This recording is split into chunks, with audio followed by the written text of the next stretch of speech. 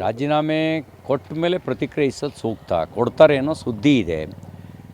ರಾಜಕಾರಣದಲ್ಲಿ ಕಪ್ಪಿಂದ ಲಿಪ್ಪಿಗೆ ಇರುವ ಅಂತರದೊಳಗೆ ಏನು ಬೇಕಾದ್ರೂ ಆಗ್ಬೋದು. ಕಾದು ನೋಡೋಣ. ಸುದ್ದಿನ ಕೇಳಿದ್ದೇವೆ ರಾಜೀನಾಮೆ ಕೊಡ್ತಾರೆ ಅಂಥೇಳಿ. ರಾಜ್ಯದ ಜನ ಕರ್ನಾಟಕದಲ್ಲಿ ಕಾಂಗ್ರೆಸ್ಸಿಗೆ ಬಹುಮತ ಕೊಟ್ಟಿದ್ದಾರೆ.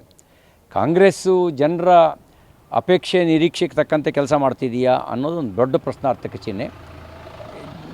ಆ ಪ್ರಶ್ನಾರ್ಥಕ ಚಿಹ್ನೆ ಇರೋದರಿಂದಾಗಿ ಜನರ ಅಪೇಕ್ಷೆಗೆ ತಕ್ಕಂತೆ ಕೆಲಸ ಮಾಡ್ತಿಲ್ಲ ಅನ್ನೋದು ಭಾಳ ಸ್ಪಷ್ಟ ಇದೆ. ನೋಡೋಣ, ಕಾದು ನೋಡೋಣ ಮುಂದೆ ಯಾರು ಬರ್ತಾರೆ, ಎಷ್ಟು ದಿನ ಅಧಿಕಾರದಲ್ಲಿರ್ತಾರೆ, ಏನು ಕಂಡೀಷನ್ ಮೇಲೆ ಅಧಿಕಾರ ಹಸ್ತಾಂತರ ಆಗುತ್ತೆ, ಇವೆಲ್ಲವೂ ಕೂಡ ಕಾದು ನೋಡಬೇಕು. ಈಗಲೇ ಪ್ರತಿಕ್ರಿಯೆ ಕೊಡೋದು ಆ ಥರ ಆಗುತ್ತೆ.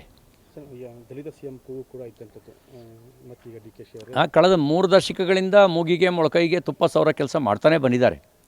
ದಲಿತ CM ಅಂತ ಮಾಡಿದಾರಾ? ಮಾಡಿದರೆ ಮಲ್ಲಿಕಾರ್ಜುನ್ ಖರ್ಗೆ ಅವರು ಮುಖ್ಯಮಂತ್ರಿಯಾಗಿ ಮಾಜಿ ಮುಖ್ಯಮಂತ್ರಿ ಅನ್ಸ್ಕೋಬೇಕಿತ್ತು. ಪರಮೇಶ್ವರ್ ಅವರು ಕೂಡ ಮಾಜಿ ಮುಖ್ಯಮಂತ್ರಿ ಅಂತ ಅನ್ಸ್ಕೋಬೇಕಿತ್ತು. ಹಾಗಾಗಿ ಹೇಳ್ತಾರೆ ಮಾಡ್ತಾರಾ ಅನ್ನೋದು ಪ್ರಶ್ನಾರ್ಥಕ ಚಿಹ್ನೆ. ನೋಡೋಣ.